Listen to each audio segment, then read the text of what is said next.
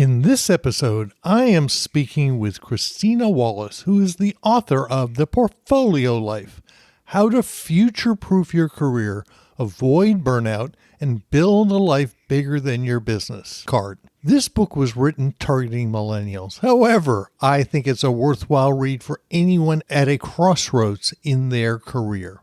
Cue the music! Welcome to the Repurpose Your Career podcast, brought to you by Career Pivot. This podcast is where those of us in the second half of life come together to discuss how to repurpose our careers for the 21st century. Come listen to career experts give you proven strategies. Listen to people like you tell their stories on how they repurpose their careers. And finally, get your questions answered. Your host, Mark Miller, has made 6 career pivots over the last 30 years. He understands this is not about jumping out of the frying pan into a fire, but rather to create a plan where you make clear, actionable steps or pivots to a better future career. Are you ready to repurpose your career? Welcome to episode 321 of the Repurpose Your Career podcast. My name is Mark Miller, and I'll be your host every Monday for a discussion on what it's like to repurpose your career. In this episode, I'm speaking with Christina Wallace, who is the author of The Portfolio Life: How to Future-Proof Your Career, Avoid Burnout, and Build a Life Bigger Than Your Business Card. This book was written targeting millennials. However, I think it's a worthwhile read for anyone at a crossroads in their career or life. Here is a bit from her website About page. A self-described human Venn diagram, Christina Wallace has crafted a career at the intersection of business, technology, and the arts. She is currently a senior lecturer at the Harvard Business School, where she teaches entrepreneurship and marketing. A serial entrepreneur, Christine has built businesses in e-commerce, edtech, and media. She has also co-authored The New to Big: How Companies Can Create Like Entrepreneurs, Invest Like VCs, and Install a Permanent Operating System for Growth, and was the co-host of The Limit Does Not Exist, an iHeart podcast with millions of downloads over 3 seasons and 120 episodes. I found the process that Christina writes about is excellent for anyone who is at the crossroads of what they want to do next. In some ways, it's actually more applicable to people in their second half of life because they have more life experience to reflect back on. If you are at a crossroads, please give this episode your full attention. This episode is sponsored by the Career Pivot community, but more on that later. I wanted to let you know my audio is less than stellar. I suspect I had my virtual private network turned on, and I'm not in my normal recording location in Mexico, but in Austin, Texas. Christina sounds stellar, which is the important part of the episode. Without any delay, let's get to my discussion with Christina Wallace. Welcome to the Repurpose Your Career podcast. I have the real joy of having Christine Wallace, who wrote the book, The Portfolio Life: How to Future-Proof Your Career, Avoid Burnout, and Build a Life Bigger Than Your Business Card. Welcome to the podcast. Thank you for having me. Delighted to be here. You're young. Say that again. Well, it's kind of like the other day, someone said, "Hey, young man." I said, "Oh, I like you." Turned 67 the end of this month. I like this book, but you really are targeting millennials, but I think it's really applicable to anyone who really wants to make a shift. Why did you write the book, and why now? So I wrote this book, in part at least, because I needed to explain my own career and life, my strange zigzag path. I've been seeing more and more people interested in how I've been able to do what I've done. And in many ways, they were looking for permission to do that themselves. And so part of what I wanted was to put together this process, put together this model and say, this is This is how and why I've been thinking about doing what I do. And P.S., there's no magic, sparkle dust that's going to say you have permission. Go do it. You have my permission. So part of that is I wrote it for myself and for everyone like me. But you're exactly right that this is not just for millennials. My editor made me pick an audience. I picked my people, but it really is for anyone going through a transition, whether that's coming out of school right now, thinking about that midlife crisis that comes with kids, thinking about that last chapter of your career and what you want that to look like. Those moments of transition, that's what this book is for. Okay, because a lot of folks, as we reach our 50s and 60s, and some people like me who don't want to retire, but want to work at something I enjoy that has meaning. Mm-hmm. And I mean, one of the things I picked up out of the book is many of us, we took jobs and took career paths because they paid us. Yeah. Not because we wanted to do it. That's right. That was the model then. And I think the big difference between then and now is those paths don't exist anymore. They certainly don't pay what they used to, right? This notion of like, well, I don't love this, but at least it's enough. I can raise a family. I can send my kids to college. I can pay for a house. That is not really on the table for most kids starting out, even for the elder millennials among us. I turned 40 this year, and that has never really been an option for my generation. And so I think the difference is you guys at least had that option, even if it's not what you wanted. But what you're feeling now, this desire of like, I'm not dead yet. Like, I've got a lot to offer. I just don't want to do the hustle. I don't want the grind anymore. I'm looking for that fulfillment. That is the same mindset that people are having in their 20s and 30s and 40s. They're saying, why do I have to wait till I'm 60 to be happy? Like, what if I want to be happy now? By the way, I love your comment, the elder millennial. I saw us described somewhere on Twitter as the back pain millennials, which I was like, ouch, that is true. Well, one of the first things I want to ask is, what do you define as a portfolio life? Sure. So I describe this as having 4 pillars. It starts from a pillar of identity. How do you see yourself? Because a lot of what you then have the ability to see as options for your future starts from, well, where do you fit? What do you bring to the table? And I have always seen myself as interdisciplinary, zigzagger who has lots of things that I want to do. And so this notion of like defining myself by the specific job on my resume or my LinkedIn has never fit me. And as a result, I had to create a model for how to introduce myself, to describe myself that wasn't my job. And I landed on, I will fully admit, I was slightly drunk when I came up with this. I landed on this idea that I'm a human Venn diagram.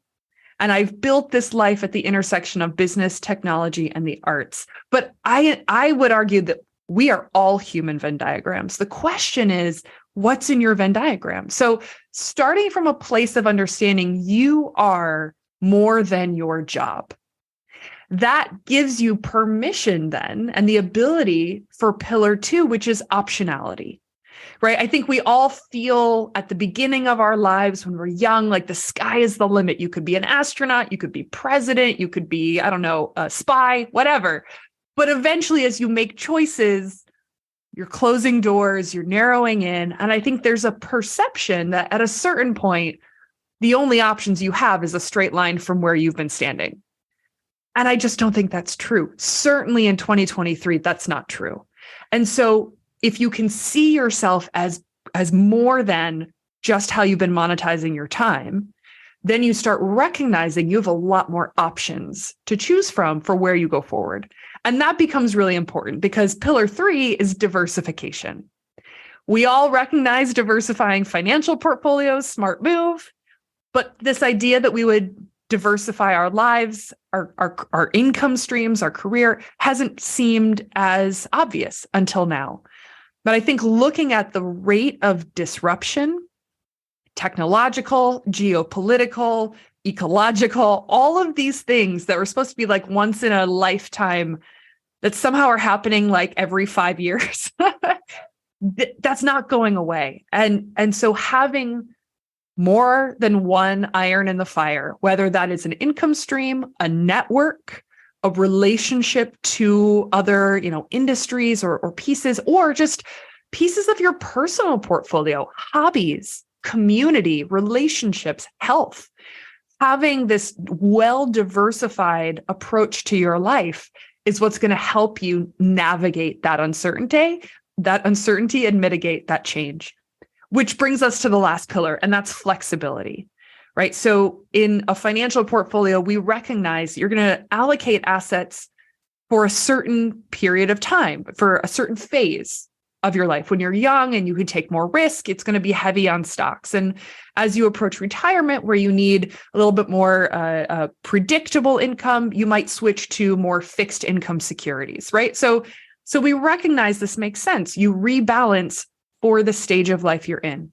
This is same of your portfolio life.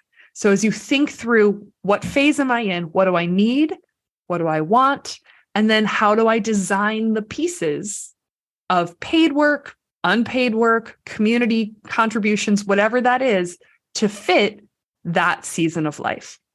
Please review the four pillars. Identity, optionality, diversification, flexibility. And I like all of those.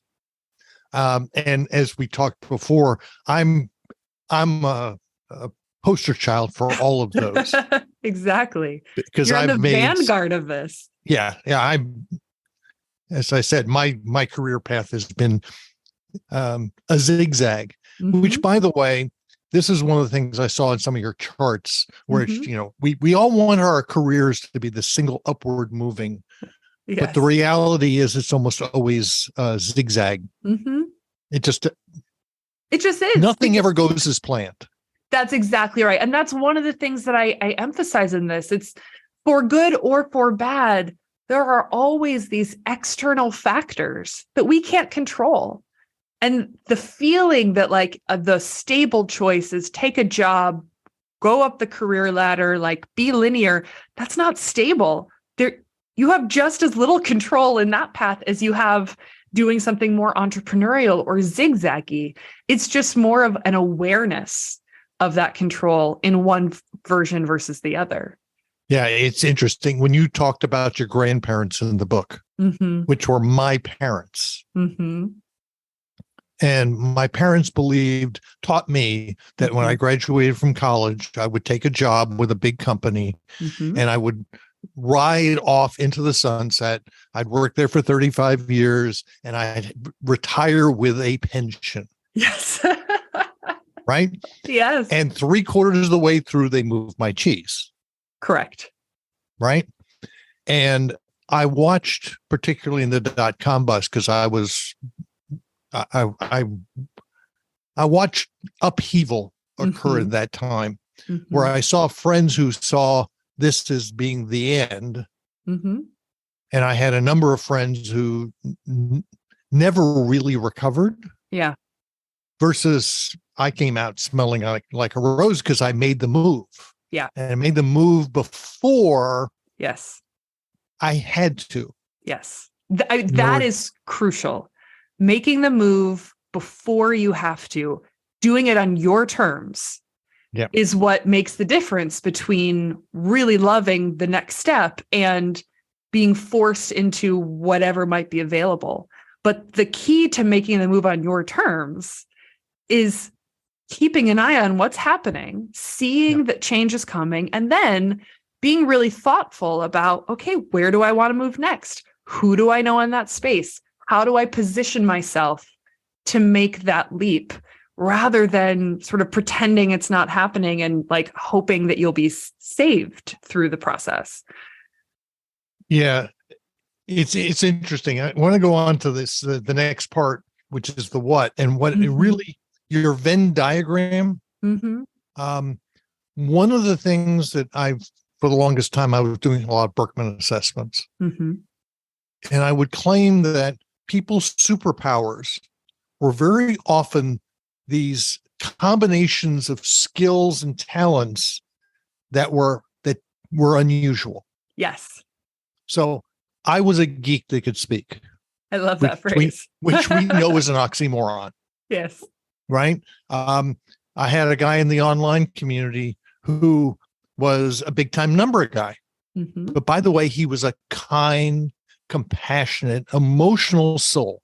Mm-hmm. That's an unusual combination. Mm-hmm. And by the way, he is now in elder finance, helping families where the parents have dementia or are having dementia or are approaching that point, and helping them manage their finances. Yeah. Manage the family and the finances. That's brilliant. It's a whole new discipline. Yeah, it is. I love that that framing. It's sort of, where is the paradox of what you bring to the table? Where is that kind of mashup that is not common? Right. And that becomes your unique contribution to the room. This episode is sponsored by the Career Pivot membership community. The Career Pivot membership community is a group of people from all over the U.S. and Canada with diverse backgrounds. This is a community where everyone is there to help everyone else out figure out what they want to do in the second half of life and then make it happen. Many have made changes that they did not know existed or was possible when they came to the community.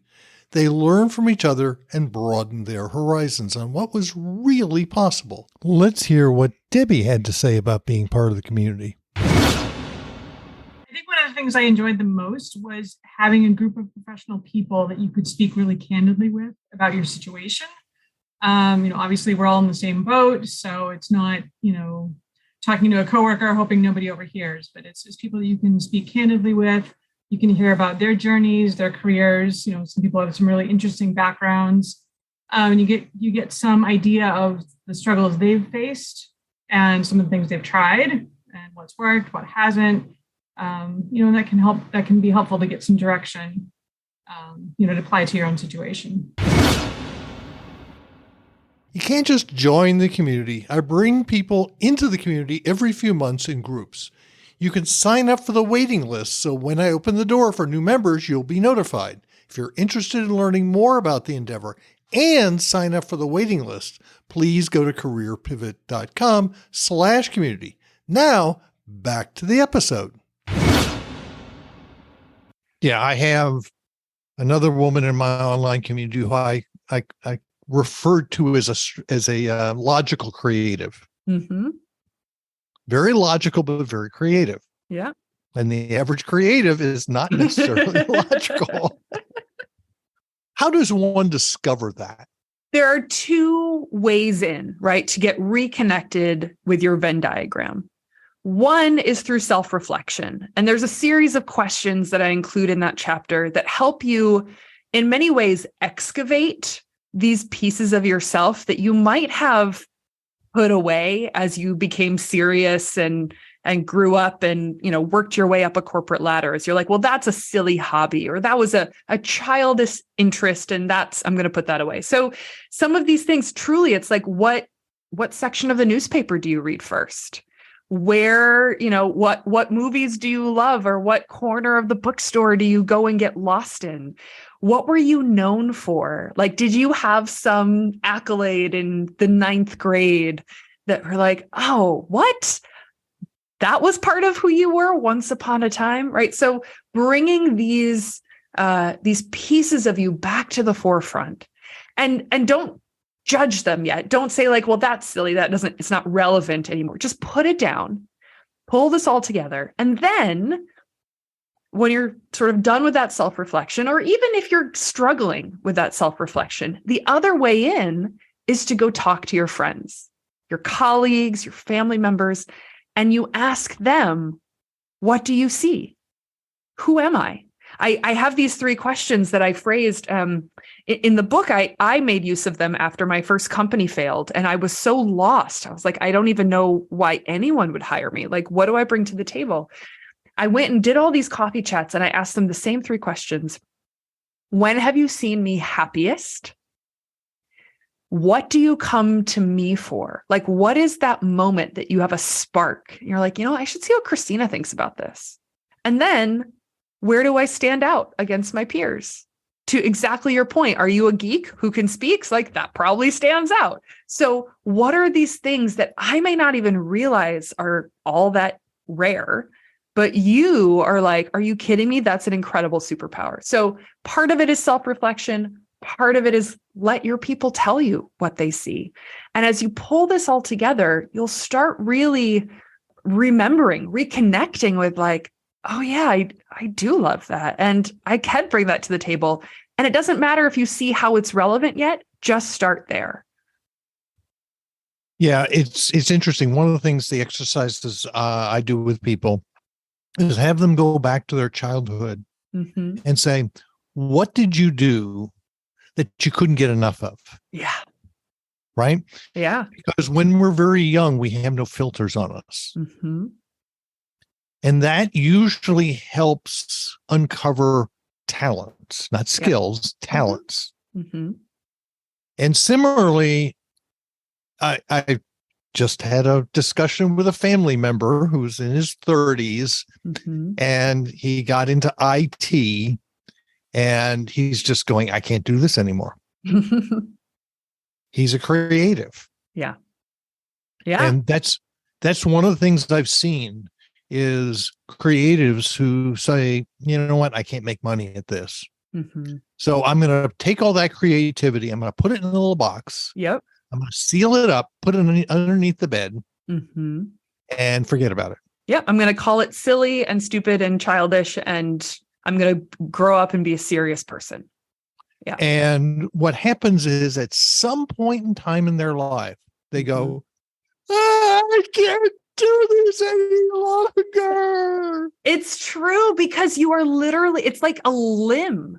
It's like you cut off a limb and you shoved it under the bed and you're like, I can live with only one arm. And at some point you're like, you know what? Why should I do that though? I have a whole other arm available to me. Why can't I have that as part of my life? Yeah. One of the things that one of my mantras is when I started my career, I became an actor. I played a role. And you keep on playing those roles and you get good at them. In my case, I got paid a lot of money for it. And what happens is it's a certain point for me, it happened in my 50s where I couldn't stay in that role. I was exhausted. Staying in character was just flat exhausting. Yeah. You finally have to realize I had become something that I wasn't. I was really good at it. But it doesn't mean you want to keep doing it. Doesn't mean I want to keep doing it. Well, this is particularly relevant if one of the things you might realize is I like the content of this job, but the context, there's something about the culture of the company. Maybe it's the commute to work and back, whatever. My boss has changed, whatever. There's something about who I have to play in order to do this work that is sapping me of my energy. So it many times a career pivot isn't even a real pivot. It's literally just like, could I do this in a different context? Yeah. And part of that comes from, okay, well, what version of yourself is the happy version? Like, what is the situation, the environment, the culture, the feedback loop? How and when are you your best self? And how does that then direct you toward the space where you don't have to play? You can just be. Yeah. One of the challenges is knowing who is your best self. Yeah. Because you reach a point where I had become something that I didn't know that I had become this actor. So let's go on to part 3. Yeah. How do we make this happen? So part of this starts from you've expanded your identity, you've looked at your Venn diagram, and then it comes down to, okay, well, what do you need and what do you want?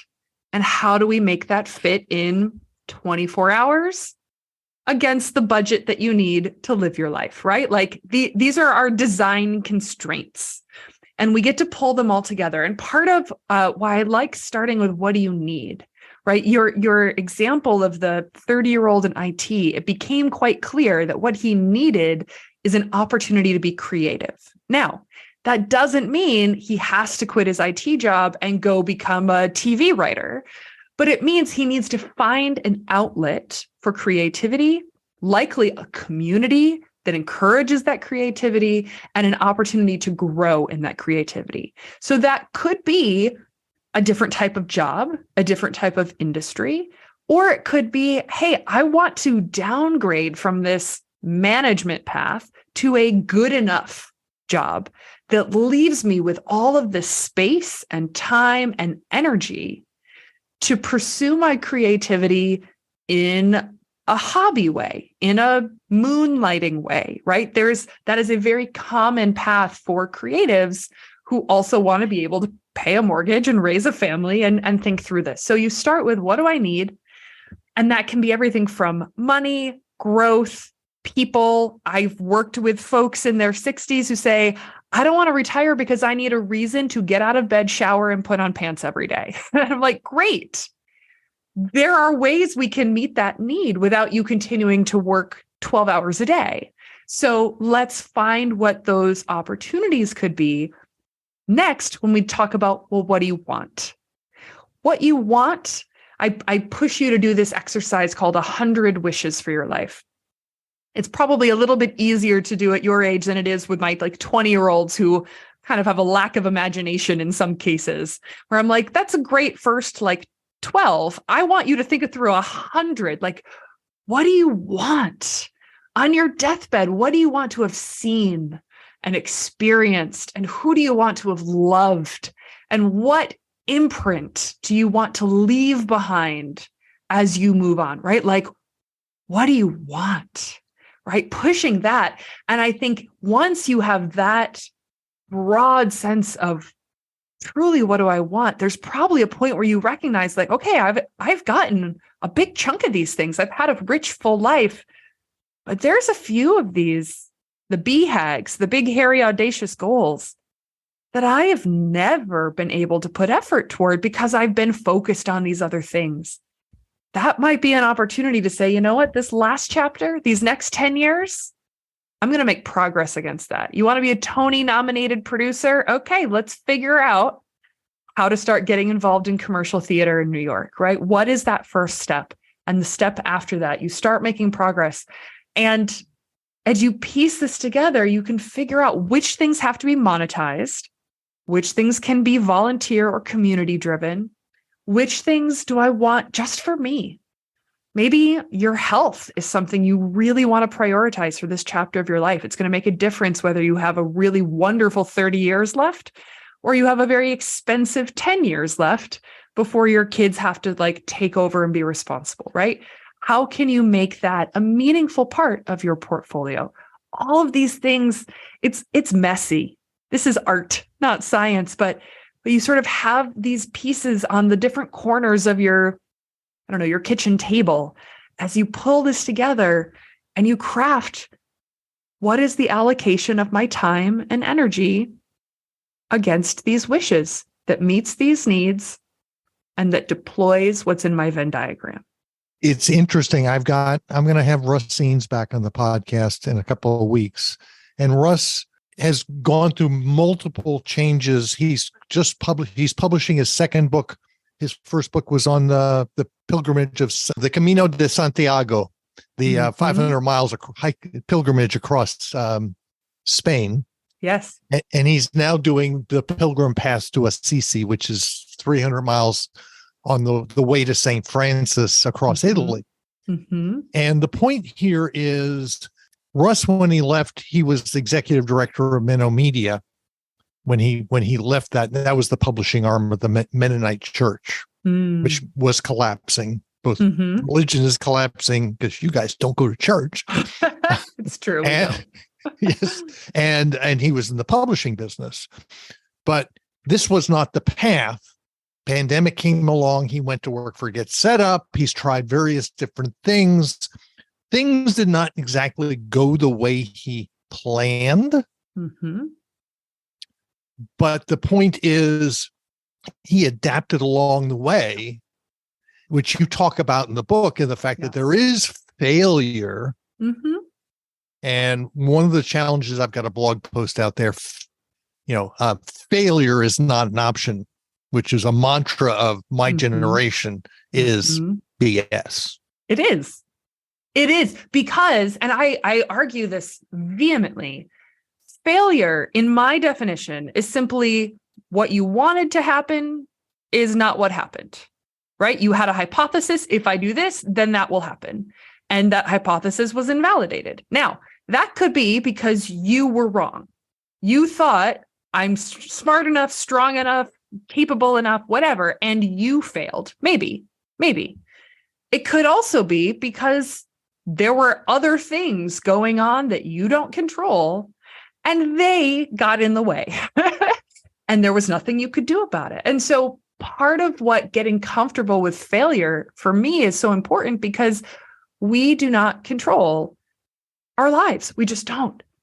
And if you think you do, you are lying to yourself. And so getting comfortable with this notion of I'm going to try things, they might not work out. If it's my fault, well, I will own that. I will reflect on that. I will decide if that's something I could do better on next time. But if it's not my fault, I'm not going to own that. That's not for me to take on.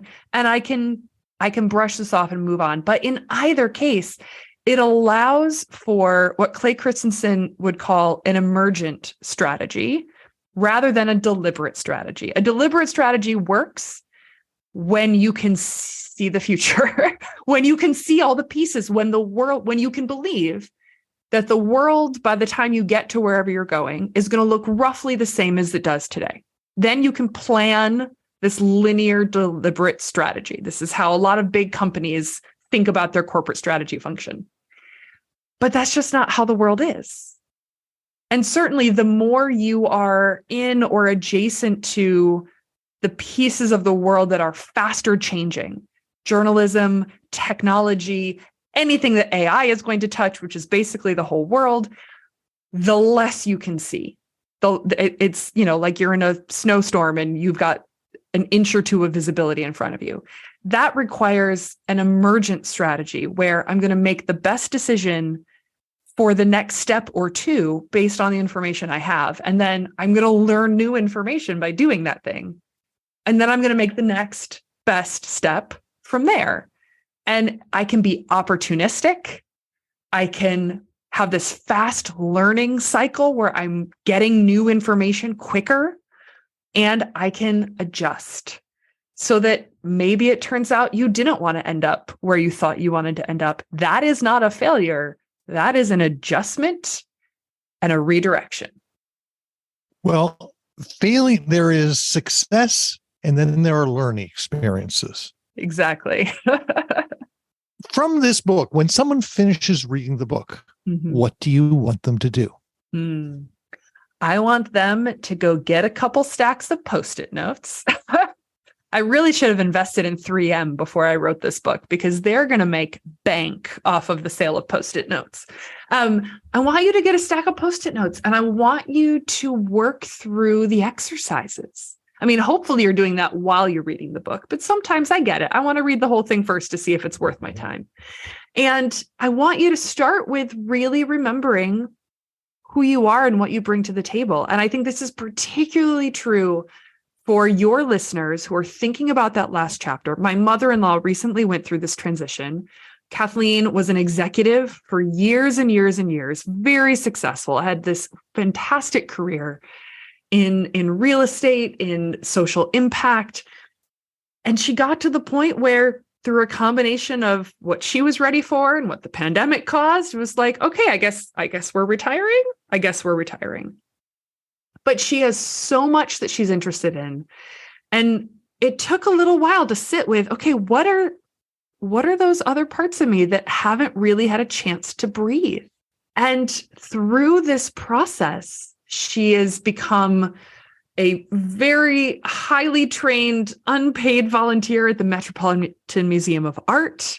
It's a very prestigious program for their volunteers there. I was like, that's a lot of hoops to jump through to work for free. She's thinking about writing children's books. She's spending just amazing time with my daughter, her granddaughter, who's 3 right now. And we had this conversation yesterday where she like snuck my daughter out of daycare so they could have the day together, planting herbs, baking cookies, just walking up and down the stairs at the library from one floor to the next and back. And she goes, look, I spent my whole life on a schedule. My whole life as an executive was one meeting after the next. And this is the first time I can just be. And it's an incredible freedom. And it turns out that's exactly the pace that 3-year-olds also want to live on. She has no desire to be on my schedule. And it is the most perfect friendship between the two of them. So it's pieces like that where get reconnected with who you are and what you want, and then go have coffee. Go have coffee with the people who you love, but also go have coffee with people doing interesting things that you are curious about. I think that's the other piece of the Venn diagram exercise. It's not just about who you were when you were 12, which is definitely a relevant piece of information, but it's also like, what are you curious about, even if you are the amateur in the room? What would you go and read 20 books on just to like figure out what that's all about? Because that's worth going down that rabbit hole at this stage.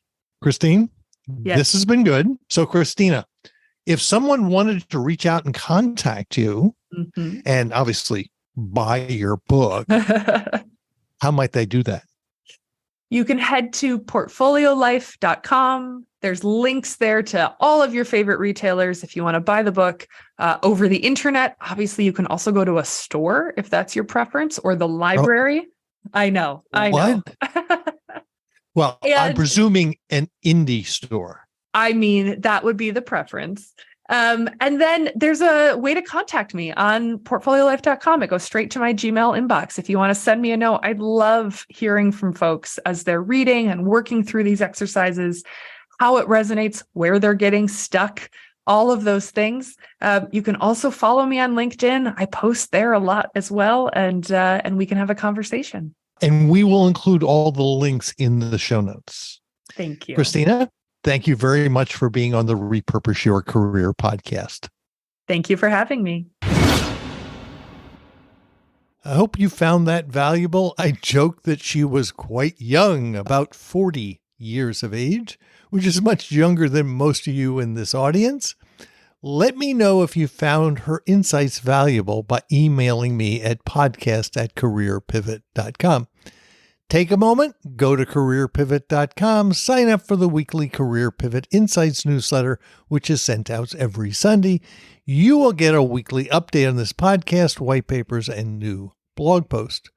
When you subscribe, you will receive my latest white paper, Ageism, the Last Acceptable Bias. While there, do not forget to check out the Career Pivot community, which can be found at careerpivot.com/community. Feel free to connect with me on LinkedIn. Look for Career Pivot on LinkedIn. Thank you for listening all the way to the end of the Repurpose Your Career podcast. You will find all the show notes at careerpivot.com/episode-321. You can also subscribe to the podcast on Apple Podcasts, Stitcher, Google Podcasts, Podbeam, Overcast, Spotify, Pandora, Amazon Music, and lots of other places where podcasts can be found. In fact, this podcast can be found on the Repurpose Your Career podcast channel on YouTube. Hope to see you next Monday for another episode of Repurpose Your Career podcast.